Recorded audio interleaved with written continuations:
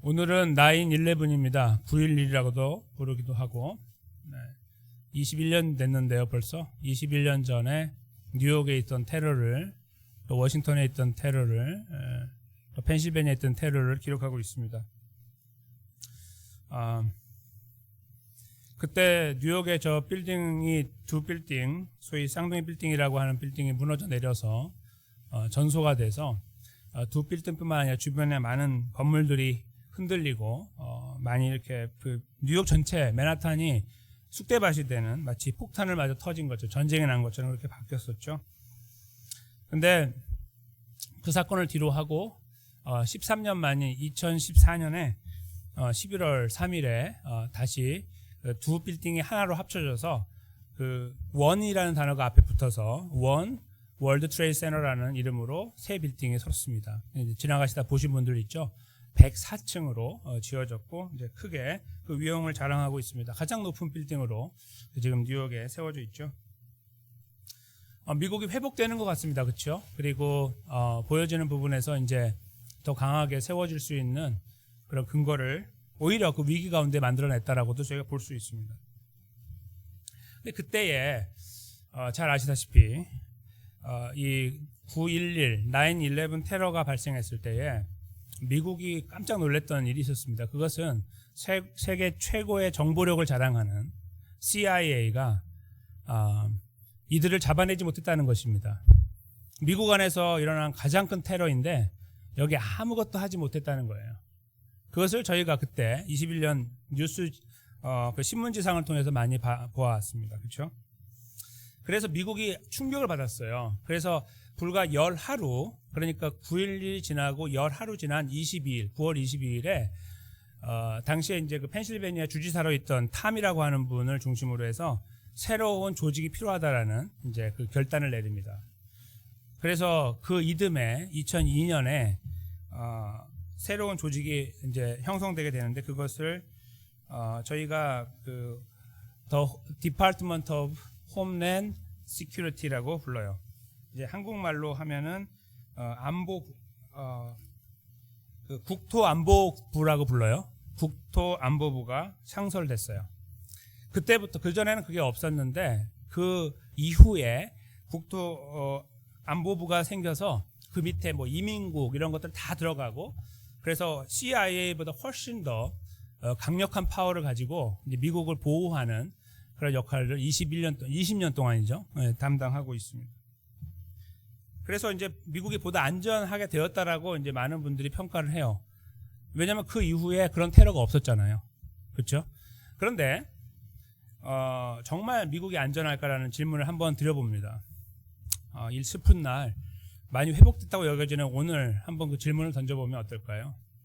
2013년에 있었던 보스턴 마라톤 테러 사건을 기억하십니까? 네, 밥솥에다가 폭탄을 넣어가지고 터뜨려가지고 그때 3명이 사망하고 183명이 부상하는 그런 일이 있었잖아요.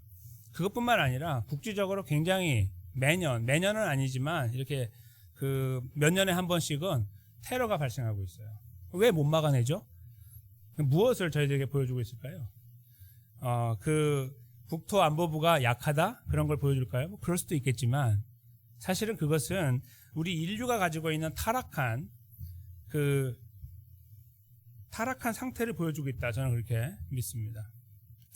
그리고 이것은요, 미국에, 그러니까 9.11을 경험한 미국만이 아니라 사실 저희가 잘 아는 대로 유럽에서도 계속 테러가 일어나고 있다고 본다면, 또 기타 웬만한 나라들에서 발생하는 테러들을 저희가 눈여겨본다면 이건 미국의 문제가 아니고 온 세상의 문제다라고도 볼 수 있습니다. 즉 테러라는 거, 악이라는 것이 존재하고 그 악이 우리 삶 속에 들어와서 어떤 악한 영향력을 행사하고 있는 이런 현상은 이 세계 전체가 힘들어하는 문제다라고 말할 수 있다는 거예요.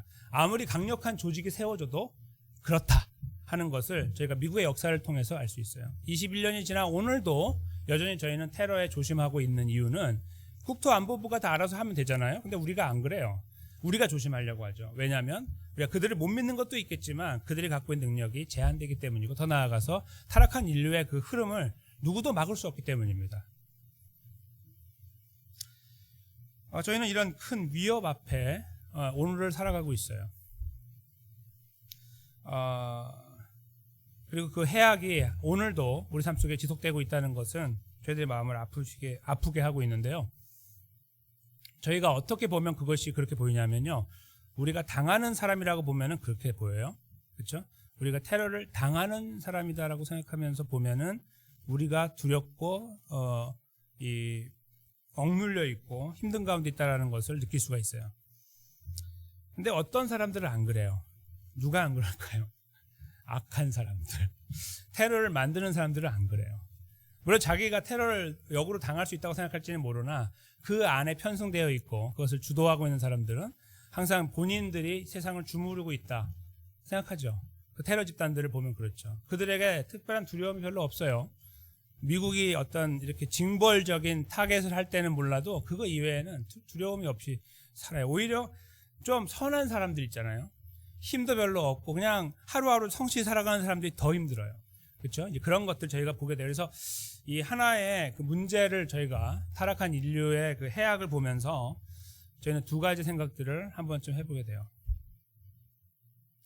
살짝 우리가 혹시 그 악한 쪽에 서 있는 것은 아닌가도 생각해 볼 필요가 있죠. 좀 생각이 깊으신 분들은 항상 거기까지 생각하시죠. 그렇지 않은 분들이야 뭐 나는 항상 피해자라고 생각하고 살아가고 계실 수 있겠지만 제가 억지로 그렇다라고 말씀을 드리는 것은 아니고요.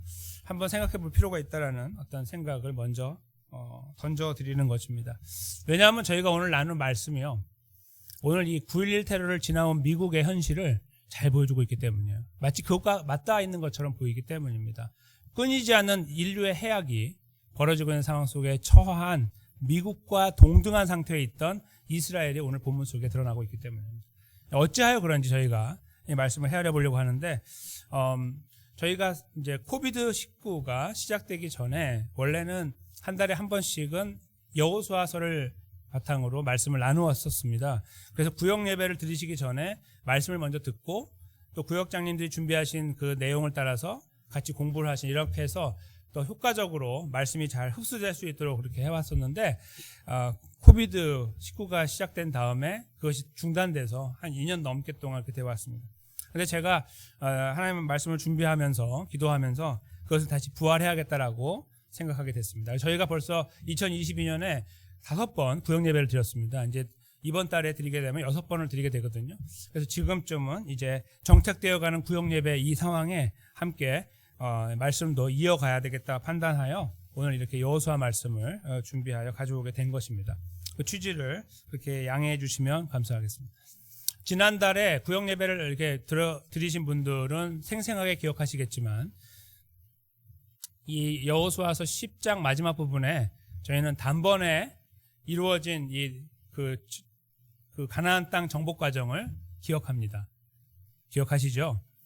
그 정복 과정을 어느 쪽부터 먼저 했냐면 여호수아와 이스라엘 백성들이 이 나라 땅이 이렇게 남과 북으로 길게 이렇게 형성이 되어 있기 때문에 남쪽을 먼저 타겟했다는 것을 알고 있습니다. 그래서 남쪽 부분을 먼저 다 하나도 빼놓지 않고 다 점령을 했어요. 이렇게. 지난 10장 마지막 부분에 다 점령했다는 내용이 그 내용이에요.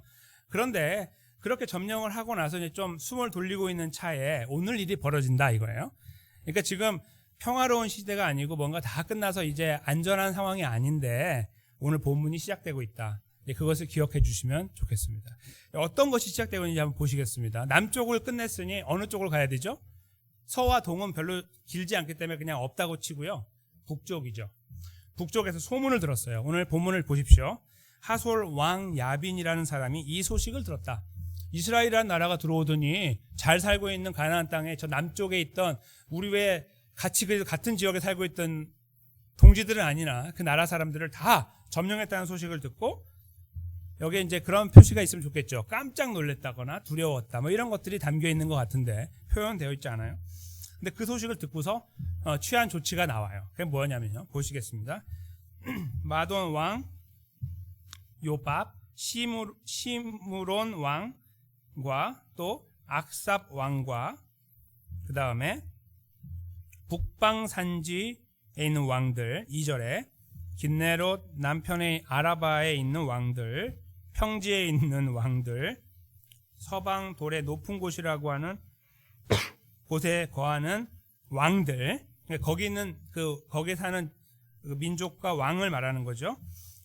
그 다음에 3절에 동서평 가나안 사람과 아모리 사람과 헷 사람과 브리스 사람과 산지의 여보스 사람과 미스바 땅 헤르몬 산 아래 히위 사람들에게 사람을 보냈다. 자, 이 야빈이라는 왕이 이 흐름으로 볼 때는 북쪽 그 가나안 땅에서 가장 강력한 왕이었을 가능성이 많아요. 왜냐하면 이 사람의 전령의 소식을 듣고 나서 모든 나라들이 그 보낸 모든 나라에서 다 군대를 보내는 이야기가 4절에 기록되어 있으니까요. 그래서 그렇게 전령을 보내서 우리가 이제 모이자 이렇게 했을 때에 그 왕의 이야기를 듣고서 그 나라에서 군대를 이제 모아서 파송하게 되는 장면이 이어지게 돼요. 그게 이제 그 3절 이후에 3절까지 하고 그 소식을 듣고 나서 4절에 기록되어 있죠. 뭐라고 기록되어 있습니까? 그들이 그 모든 군대를 거느리고 나왔으니 민중이 많아 해변에 수다한 모래 같고 말과 병거도 심히 많았으며 이렇게 표현하고 있습니다. 몇 가지 살펴볼 것은요. 군대를 거느리고 나왔는데 뭐 이스라엘과 비교해서 그렇게 크지 않았다 이러면은 이 상황을 저희가 볼 때 그래도 하나님께서 점점점 가나안 땅을 정복하게 하시는구나라는 간음을 할 수 있는데 기대를 가지고 여기 4절의 표현을 보면 그렇지 않은 것을 보게 돼요. 거느리고 나왔는데 두 가지로 이제 그 군대 그들을 묘사하기를 하나는 숫자로 묘사해요. 숫자. 그 숫자가 얼마나 크냐면 민중이 많아 해변에 수다한 모래 같았다라고 표현하고 있습니다. 이것은 저희가 성경을 이렇게 읽으시거나 하면 구약 성경에 가끔 나오는 표현이기 때문에 그냥 그러려니 하고 저희는 금방 은유적으로 알아듣지만 당시에 이런 표현은 이제 당시에도 잘 사용됐던 표현이에요. 그러니까 그 오늘날로 하면 이런 걸로 표현하지 않고 조금 더 다른 걸로 표현할 수 있을 거예요. 뭐 돈으로 표현할 수 있거나. 왜냐하면 요즘에 숫자를 막 아무리 늘려도 계속 늘어나니까. 그렇죠? 그 계산할 수 있잖아요. 머릿속으로. 당시에는 그것까지 안 되기 때문에 보여지는 걸로 하는 거예요. 보여지는 걸로. 그게 이제 모래를 보면 셀 수 없다는 거 아니에요. 그 정도로 많다라고 하면 얼마나 많은지 이렇게 깜짝 놀랄 만큼 많다라는 의미를 그들이 갖고 있었던 거죠. 네, 그렇게 표현한 거예요. 아주 많은 숫자. 두 번째는 뭐냐면요. 말과 병거였습니다. 말과 병거가 뭐 대수냐. 예수님 오시기 1500년 전쯤, 그러니까 BC 1500년 정도 그 어간에는 고대 근동 그쪽 지역에 있는 나라들이 정비하고 군대를 만들려면 말하고 반드시 병거가 있었어야 돼요. 말과 병거가 없으면 그냥 끝나는 거예요. 물론 산 위에 사는 민족에게는 필요가 없을 수 있으나 그 땅에 있는 민족에게는 말과 병거가 없으면은 그냥 빨리 항복하고 다른 나라 밑으로 들어가야 되는 상황. 그래서 상징적인 무기였어요. 가장 중요한. 없어서는 안 되는. 말과 병거를 거느리고 나왔는데 그 수가 심히 많았다고 하는 것을 놓고 보면 그 숫자가 뭐 100, 200이 아니라는 것을 알게 돼요. 왜냐하면 이스라엘이 애굽에서 나올 때요. 출애굽할 때 그때 바로가 갑자기 막 화가 났잖아요. 다 보내고 나서 다 패배한 것 같은 그 불길한 예감과 더불어 자존심이 무너지고 그래서 군대를 소집할 때에 뭐라고 성경에 기록하냐면 출애굽기 14장 7절인데요. 특별 병거 600승. 그러니까 병거인데 그냥 일반 병거가 아니고 그래도 좀 잘 달린다고 하는 나도 말 좀 탄다라고 하는 그런 사람들 그게 600승이라는 거예요. 계속 여기 저희 주차장에 안 들어오죠. 저희 주차장에 안 들어올 정도로 굉장히 많은 숫자 여기 보이지 않을 정도로 많은 숫자의 특별 병거와 그게 다가 아니고 거기에다가 애굽의 모든 병거를 출동시켰어요. 그러니까 제 생각에는 뭐 한 2, 3천 되지 않았을까 생각이 들어요. 이제 왜냐하면 최정예 부대가 600개니까 600대는 최정예 부대 왕을 수호하는 그 강력한 부대이기 때문에 그렇고 그거 말고 더 나왔다고 하면 2, 3천은 되지 않았을까 생각이 들어요. 그냥 몇백이 아니라. 그러니까 숫자로 보면 애굽도 그때 가나안 지역에 있는 나라 어느 나라 못지않게 굉장히 강력한 나라였어요. 서로 침범하지 않으면서 서로를 지키고 있었거든요. 그런 상태라고 볼 때에 그들이 갖고 있던 숫자가 그 정도 됐다고 하면 오늘 본문에 나와 있는 그 연합군에 가지고 있던 말과 병거의 숫자도 수천을 헤아리지 않았을까라는 생각이 들어요. 아주 강력한 숫자의 병사들과 그리고 강력한 무기를 장착한 이 연합군이 딱 버티게 된 거예요.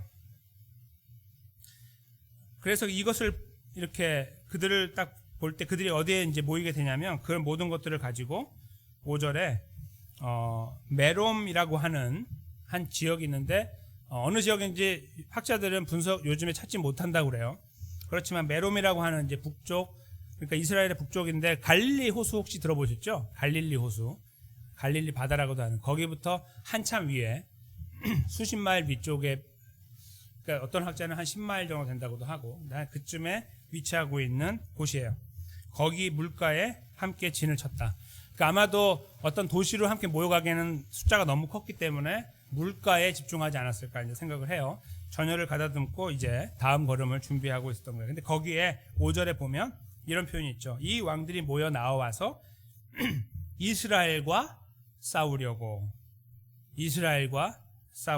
했다. 그것이 이제 목적인 것을 알게 돼요. 이스라엘은 지금 아무것도 모르고 있어요. 이스라엘은 남쪽을 다 점령하고 야 하나님 위대하시다 박수치고 있어요. 자 우리 좀 쉬고 있자. 이제 또 하나님께서 우리의 걸음을 인도하시겠지. 이렇게 좀 서로 격려하고 있는 상태인데 이게 저 아래서 벌어지고 있는 동안에 이 북쪽에서는 자기네들끼리 서로 협력해가지고 연합군을 형성하고 있다는 거예요. 근데 그것이 어쩌면 이스라엘이 지금까지 지나오면서 경험해보지 못한 숫자의 엄청난 병력이에요. 이런 숫자는 성경에 기록되어 있지 않아요. 그 앞부분에서는. 그러니까 무슨 말씀이냐면 지금까지 이스라엘이 출애굽한 이후에 가장 크게 봤던 애굽 군대보다 더 큰 군대가 지금 준비하고 있다 이거예요. 이 전운이 막 감돌고 있죠. 이걸 만약에 봤다면 까무러쳤을 거예요. 그런데 이것은 현실이었고 그게 벌어지고 있다는 것이 오늘 본문의 내용입니다. 이 본문은요 저희들에게 중요한 것을 한 가지 일러줍니다. 그것은 이스라엘이 지금 하나님 백성으로 가나안 땅을 점령하고 하나님 인도하심을 받고 있는데 마치 하나님의 손에 벗어나 있는 듯한 어떤 손길이 있어서 악의 손길이 자기네들끼리 무언가 협작을 해가지고 준비하고 있어서 한 방 때릴 것 같은 어떤 분위기. 그러니까 하나님은 여기 우리 이스라엘과 함께 계시는데 여기서 서로 좋아하고 있는데 이쪽에서 새로운 악의 세력이 악의 축을 형성하고 있는 환경 뭐 이런 것들을 저희가 생각해 볼 수 있다는 거예요. 이게 무슨 말씀이냐면요. 하나님께서 이스라엘 백성들을 컨트롤하고 여기까지 인도하신 것이 맞다고 하면 조금 길을 좀 편하게 만들어 나가시는 것이 더 저희들의 머릿속에는 와닿고 그것이 감동적이라는 거예요. 그렇죠? 하나님이 출애굽도 큰 사건이었는데 광야를 지나서 가나안에 들어오게 하시면서 거기는 리더가 바뀌잖아요. 가나안 들어올 때는 바뀌면서 여호수아 밑으로 들어와서 하는 이런 모든 가지 얼마나 성실하게 걸어왔어요. 싸움을 얼마나 많이 했어요. 그 구역 예배 때 기억나시죠? 맨날 싸움하잖아요. 맨날 싸움해가지고 다 점령을 끝냈거든요. 그러면 이제 좀 마침표 찍고 잠깐 쉴 수 있잖아요. 근데 그게 아니고 다시 또 하나의 싸움이 준비되고 있다는 것은 너무한 것 같은 거예요. 하나님께서 좀 쉼을 주시면 좋겠는데 쉬지 않게 달려온 그들에게 너무나 하드타임을 주시는 것 같은 힘든 시간을 부여하고 계시는 것 같은 생각을 해보게 된다는 거예요. 이 모양이 아까 제가 서두에 말씀드렸던 악이라는 것이 존재하고 있는 타락한 인류 모두가 우리를 포함하여 모두가 이 안에서부터 생성되어 올라오고 있는 그 악한 생각들과 악한 행위들에 근거하고 있는 또 하나의 현상이라 이렇게 먼저 저희가 생각해 볼 수 있다는 거예요. 근데 그들의 입장에서는 이렇게 말하겠죠. 그들의 입장에 하솔이라는 사람이 하솔랑 야빈이라는 사람이 말을 하기는 이렇게 하겠죠. 당신도 우리 처지가 돼봐라. 우리가 소식을 들었는데 저 남쪽이 다 망가졌다고 그러는데 우리 북쪽에 우리만 버티고 있는데 이스라엘 올라오면 우리는 그냥 당할 수는 없지 않느냐. 우리도 우리 나름대로 이게 꾀를 내가지고 이렇게 만들어 놓은 건데 뭘 악하다고 하느냐라고 말할 수 있어요. 그렇죠? 그 상황이 오늘 이 본문 속에 드러나고 있습니다. 이스라엘 백성들이 이 상황을 들었을 때 이제 지금 여기 본문은 들었다고 안 나가고 있기 때문에 모르지만 이제 다음으로 넘어가면 저희가 다음 달에 그 부분을 살피겠지만요. 아무것도 모르는 그들은 만약에 이 소식을 접하게 되면 두 가지 생각 중에 하나일 거예요. 하나는 너무 무섭고 힘들다. 뭐 하나님을 붙잡자 이렇게 좋은 의미로 아니면 우리가 더 힘을 키우자 뭐 이런 것들이 되거나 또 하나는 이렇게 무서운데 저쪽으로 내가 편승해 버릴까라는 마음. 이런 것들이 들었을 될지 모르겠다 생각이 들어요. 제가 너무 많이 나갔을까요? 아니요, 저는 그렇게 생각하지 않아요. 이게 어떤 경우하고 같냐면 하나님 백성들인 저희가요, 이 땅을 살면서 만나는 상황하고 많이 다 있어요. 여전히 그때나 지금이나 똑같이 태어나는 인류는 다 악가운데 태어나죠. 이렇게 예수 그리스도를 만나서 구원받기 전까지 항상 그 모양으로 태어나요. 똑같은 심성을. 어쩌면 그렇게 닮아 있는지 몰라요. 욕심부리고 이기적이고 죽이려고 하고 밟고 일어나려고 하고 다 똑같아요. 정도의 차이가 있지만. 그렇죠? 그런 상황 속에 지금 저희가 놓여 있어서 여기에서 하나님 백성으로 딱 들여다보면은 우리 주변에 이런 현상들이 있어요. 뭐냐면 악의 어떤 그 세력을 형성하는 사람들을 만나기도 하는 거예요. 내가 하나님 백성으로 잘 살고 있는데 잘 살려고 할 때에 그런 일들을 만날 때가 있어요. 그리고 그것은 하나님이 처분해 주셔야 되는 거라고 나는 믿고 있는데 처분하지 않고 계시는 것처럼 보이고 세력을 더 키우고 계시는 것처럼 시간을 주시는 것 같은 느낌을 받을 때도 있어요. 그 결과는 뻔하다고 생각해요. 우리가 다 당할 것이고 우리 다 무너져 내릴 것인데 하나님은 왜 가만히 계시더라고 생각할 수 있는 상황. 오늘 본문이 바로 그 상황을 저희들에게 그대로 보여주고 있는 거예요. 그때예요. 한번 잘 생각해 보세요. 그때 하나님 백성들인 저희가 올곧하게 서가지고 에이 그래도 하나님 편에 서야지. 저들이 이렇게 연대를 형성하고 뭔가 안 좋은 어떤 것들 나에게 주려고 해도 그냥 올곧이 하나님을 바라보면 되지라는 교과서적인 답을 머릿속에 갖고 있으나 저희가 어느 시간이 지나가서 그것이 자꾸 우리를 더 힘들게 만들고 하나님의 도움이 없어 보이고 막 이러다 보면 어떤 현상으로 가냐면 우리가 그쪽으로 편승해 버리고자 하는 마음이 생길 때가 있어요. 즉 내가 그들과 떨어져 있는 존재가 아니고 나도 그들과 하나라고 나 자신을 선포하는 거예요. 그래서 그들이 나를 품어주는 거고 나는 거기에 아무런 해악을 당하지 않는 거. 굉장히 지혜롭다고 여겨지지 않으세요? 나는 아무것도 어려움 안 당하고 가는 거예요. 나 하나님 백성이고 여전히 하나님 백성인데 하나님이 마침 타이밍 맞춰서 은혜를 베풀어 주시지 않으니까 내가 거기에 같이 들어가 버리면 나는 거기에서 자유하다 이거예요. 이런 유혹이 도사려요. 때로는 그것이 저희를 강압적으로 만들 수도 있어요. 너무 무서워서 들어갈 수 있고요. 또 하나는 너무 유혹적, 너무 달아서 들어가요. 너무 무서워서 하나님의 도움이 나에게 당장 없는 것처럼 보이니 그리로 들어감으로써 이 순간을 모면하는 경우가 있거나 아니면 그것이 너무 달콤한 거예요. 진짜 같아 보이는 거예요. 그렇게만 하면 한 번만 하면 모두가 내 편이 되고 내 도움이 될 것처럼 여겨지는 상황을 우리가 만나게 될 수도 있다는 거예요. 그때 우리가 갈등하게 됩니다. 어떠신가요? 제가 이렇게 말씀드렸더니 이 오늘 본문의 내용과 맞닿아 있죠. 더 나아가서 무엇입니까? 에이, 이스라엘이 그렇게 생각했겠습니까? 아무렴 생각했습니다. 충분히 생각하고 나와요. 지긋지긋한 싸움 지금 이거 몇 년을 하고 있습니까? 이거 더 해야 돼요? 그만하겠습니다. 이럴 수 있는 거 아니에요? 차라리 저들과 화친을 하고 그냥 삽시다. 뭐 까짓거 이럴 수 있잖아요. 충분히. 그런 이야기들이 안에서 밖으로 또 밖에서 안으로 충분히 나누어질 수 있는 상황. 그들이 지금 아무것도 모르는 상황 속에 저 위에서 그 상황이 벌어지고 있는 거예요. 다음 걸음은 불보듯 뻔합니다. 그 불보듯 뻔한 건 뭐예요? 그 어려운 상황에 다시 들어가는 거예요. 이제 그들이 전쟁 다시 해야 되는 거죠. 엄청난 숫자의 거의 불가능하게 보이는 병력과 맞서서 북쪽과 전쟁을 한판 치러야 되는 거예요. 그 상황을 저희가 이 말씀을 통해서 이게 느끼게 되는 거죠. 그리스도인의 삶에서도 마찬가지로 느껴요. 하나님 백성답게 살려고 할 때에 자꾸 그러한 여러 가지 꼬리에 꼬리를 무는 문제들이 발생할 수 있어요. 감정적으로나 관계적으로나 경제적으로나 여러 가지 그 이해 관계 측면에서 발생할 수도 있고 우리들의 감정을 막 짓누르는 어떤 일들이 발생하면 우리들이 막 억누르지 못할 정도로 힘들 수도 있어요. 막 우리 자존심이 막 파괴되는 것 같아도 견딜 수도 없을 수도 있고요. 그렇죠? 그리고 괜히 하나님 백성이라는 이유 때문에 받는 여러 가지 압박과 스트레스가 많을 수도 있어요. 가정 안에서나 가정 밖에서. 그렇지 않습니까? 그런 상황들이 바로 오늘 이 본문 속에서 우리들에게 드러내고 있는 현상하고 많이 닮아 있다는 거예요. 왜냐하면 우리가 지금 살아가고 있는 이 현실이 모든 것이 아니라 계속 이어지거든요. 내일 무슨 일이 벌어질지 모르고 살잖아요. 그렇죠? 내일 또 이번 한 주가 어떨지 모르고 살아요. 이스라엘이 지금 다 끝난 줄 알고 여기서 있는데 저쪽에서 지금 일이 벌어지고 있어요. 내일 만날지 일주일 후에 만날지 모르죠. 거기로 가고 있어요. 우리도 똑같은 걸음들을 매일 걸어가고 있다는 거예요. 그러니까 저희가 이 걸음을 걸어가면서 어떤 밝은 미소를 지으면서 어느 순간을 만끽할 수 있는 여유가 없어요.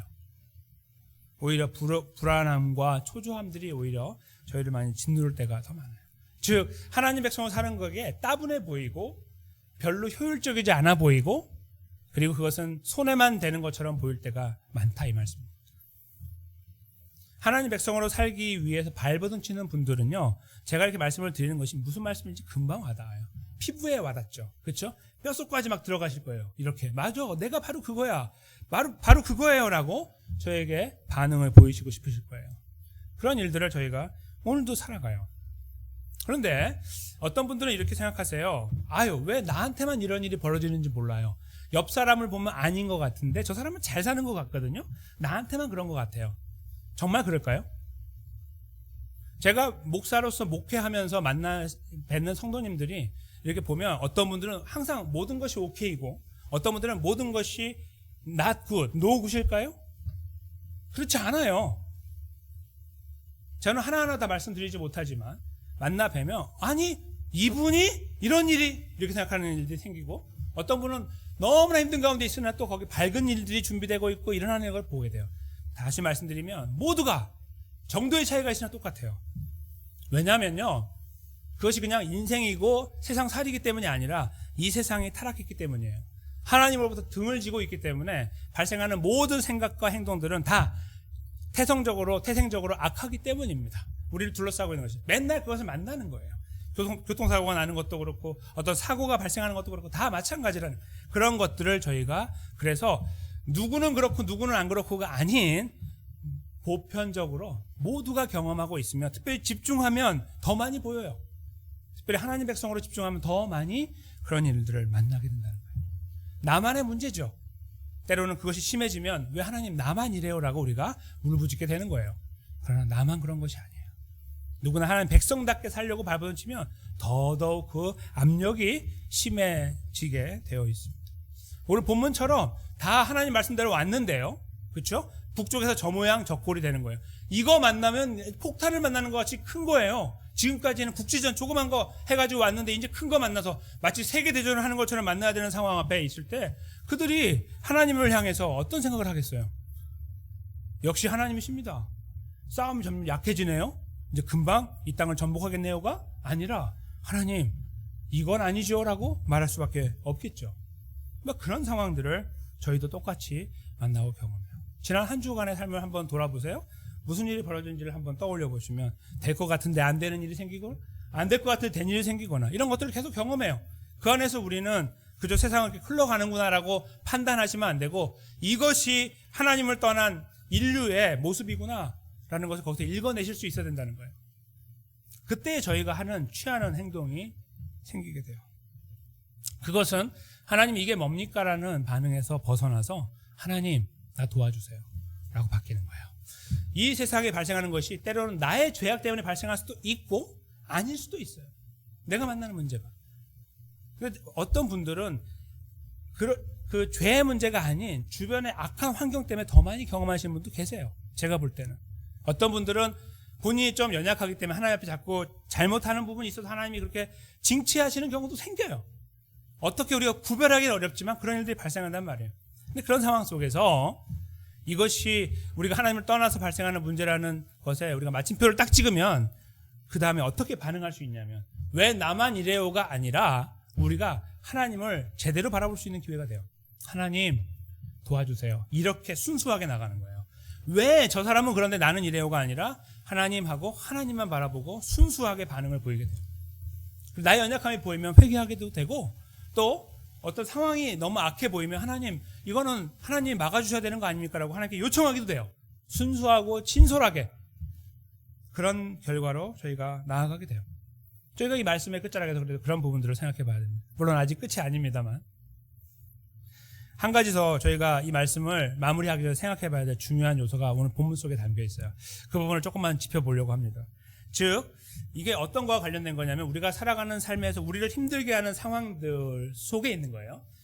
여기 본문에 이제 자세하게 기록되어 있지 않지만 나와 있는 내용 중에 아모리라는 민족이 나와요. 3절에 나오는데요. 아모리는요 성경에 많이 등장을 해요. 특별히 이스라엘 관계에서. 근데 먼저 그러니까 제가 그냥 쭉 이렇게 설명을 해드릴게요. 민수기 13장 29절에 보면 이들이 산지에 살았던 사람이에요. 그러니까 이들에게는 마병과 그 병거가 필요 없어요. 말과 병거가 필요 없는 민족이에요. 산에서 싸움 잘하는 이런 사람들이 오히려 이제 싸움을 잘했거든요. 당시에 그 가나안에 보면. 근데 그런 사람이고요. 그런 민족이고 여호수아 5장 1절에 등장하는 걸 보면, 그러니까 오늘 본문보다 한참 앞인데요. 이스라엘이 요단강을 건넜잖아요. 마른 땅처럼 건넜잖아요. 그렇죠? 가나안으로 들어올 때 그 소식을 다 들었어요. 이 아모리 사람들이, 그 북쪽에 있는 사람들이. 그리고 성경이 뭐라고 쓰고 있냐면 그들이 정신을 잃었다 이렇게 쓰고 있어요. 그러니까 아직 맛도 보지 않았, 이스라엘이 누군지 맛도 보지 않았는데 소식을 듣고 정신이 잃어버렸어요. 요단강이 갈라졌대, 거기를 200만 명이 건넜대 이러니까 이렇게 내가 정신을 잃었다고 성경이 쓰고 있어요. 아주 큰 충격을 한번 받은 거예요. 그 다음에 10장, 오늘 본문 앞장인데요. 기억 이제 하시겠지만 기브온이라고 하는 민족이 여호수아를 속여가지고요. 원래는 기브온도 멸망당해야 되는데 그들을 살려주게 되잖아요. 그래서 그들이 살고 있는데 이 아모리 민족이 쳐들어와요. 그래서 그들을 진멸하려고 하니까 이들이 너무 무서워가지고 여호수아에게 SOS를 보냈어요. 그러니까 여호수아가 사실은 이들은 다 진멸했어야 되는데 본인 실수 때문에 못했거든요. 이들하고 한 약조가 있어요. 자기는 하나님 백성이고 지키기 위해서 싸우러 나가요. 그 대상이 아모리예요.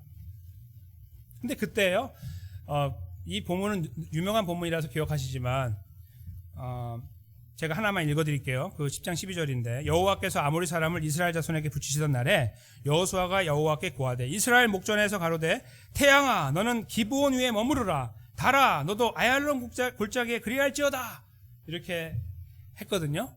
달과 해가 떠 있었어요. 싸움을 끝낼 때까지. 그 본문 기억하시죠? 그래서 이 역사상 해와 달이 멈췄던 시간이 있었다라는 거 성경 기록 속에 저희 발견하게 되는, 바로 그 사건이 누구랑 싸운 거냐면 아모리랑 싸운 거예요. 그러니까 아모리는요 굉장히 질긴 민족이에요. 그때 한번 벌써 앞에서 했잖아요. 근데 다 멸망되지 않은 거예요. 그러니까 그때 놀랬고 한번 기절하고 그 다음에 싸웠는데 졌고, 근데 그들이 그 패배감을 가지고 있는 거예요.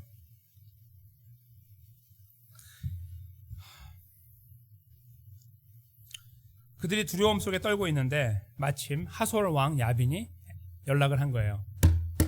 야, 우리랑 같이 싸우자. 이 콜을 받은 거죠. 노할 이유가 없는 거예요. 무엇 때문에? 쓴뿌리가 있잖아요. 그렇죠? 이스라엘 듣기만 해도 치가 떨리는 거예요. 처음 들었을 때부터 알았어요. 얘는 안 좋은 애들이라고. 근데 한번 싸워보니까 완전히 끝났고 이제 좀 남아있는 추스려가지고 막 어떻게 할까 하고 있는데 같이 싸우자는 거예요. Why not? 그렇죠?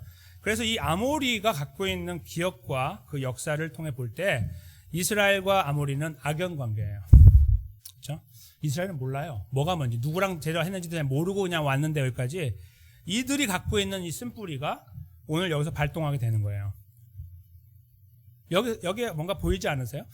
우리가 이렇게 사람 관계를 맺을 때 그리스도인으로서요, 누군가 우리와의 관계가 틀어지게 되거나 나는 선한 의도로 그걸 했는데 받아들이지 못하거나 아니면 난 그리스도인이기 때문에 그걸 했는데, 그렇죠? 지키기 위해서, 믿음을 지키기 위해서 한 것이 상대방에게 상처가 된다고 말하거나 아니면 그것 때문에 오해가 생기거나 문제가 생길 수 있어요.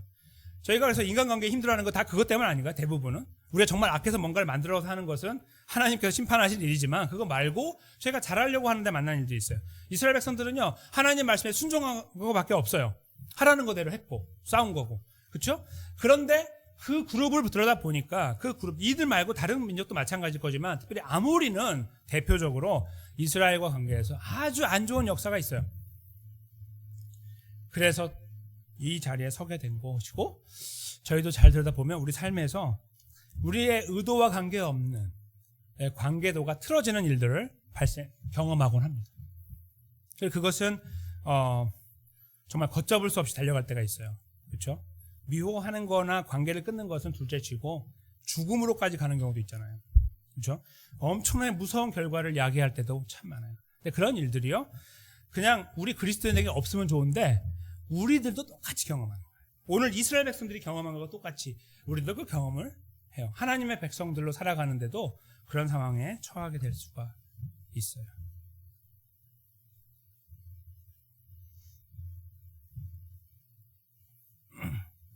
그때 저희들의 머릿속에 머리를 스치는 번뜩이는 지혜와 아이디어가 있습니다. 적당하게 하자. 괜히 세게 했더니 이거 관계 틀어지고 안 되겠다. 그게 맞는 답일까요? 하나님 앞에서? 아니에요. 하나님은 그렇게 원하지 않으세요.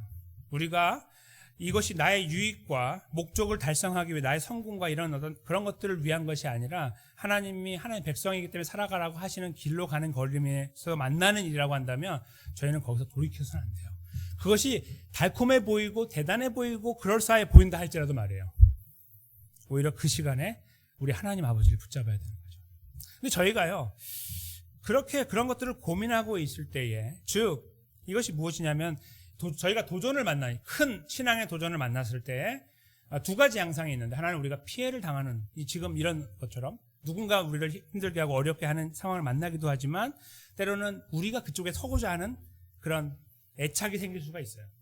적당히 하자고 하면서.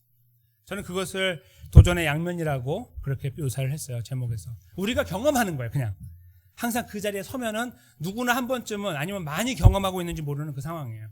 왔다 갔다 적당히, 아니면 분명하게 이 안에서 우리가 힘들어할 수 있는 것.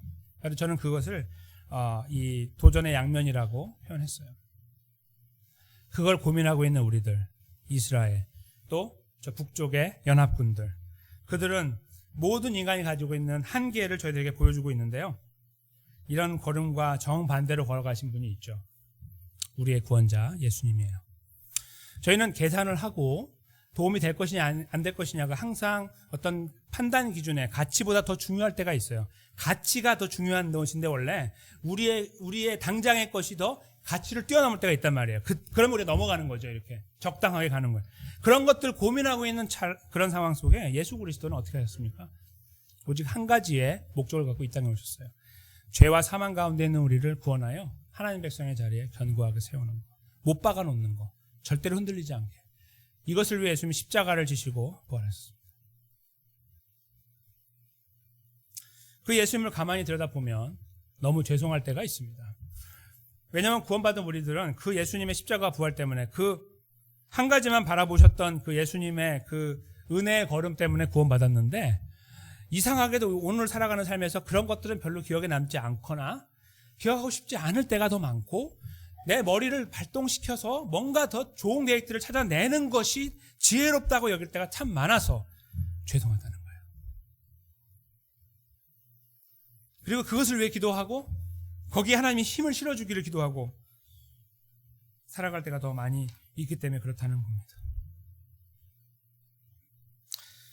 그런데 그 예수님께서요, 앞으로 제자들과 이제 이별하시기 전에, 천국에 승천하시기 전에 그 주신 말씀 중에 매우 중요한 우리 모두에게 해당되는 말씀이 있어요.